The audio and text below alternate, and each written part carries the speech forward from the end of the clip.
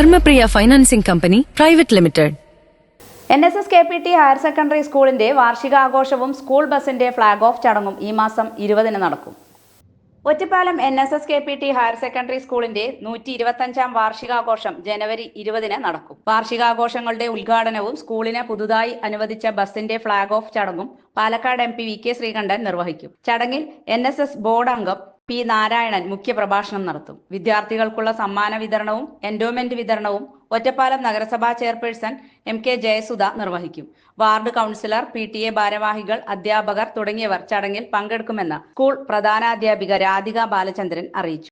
ബഹുമാനപ്പെട്ട MP ഉദ്ഘാടനം നിർവഹിക്കുന്നതിനോടൊപ്പം തന്നെ മുഖ്യ പ്രഭാഷണം നടത്തുന്നതിനായി മാനേജ്മെന്റ് പ്രതിനിധിയായി NSS ബോർഡ് അംഗം ആയിട്ടുള്ള ശ്രീ നാരായണൻ അവർകൾ ഉണ്ടായിരിക്കും.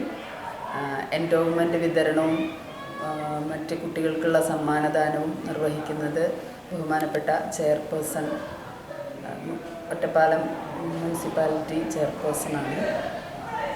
വാർഡ് കൗൺസിലർ തുടങ്ങി മറ്റ് ഒട്ടനേകം പ്രമുഖരും പരിപാടിയിൽ പങ്കെടുക്കുന്നവർ.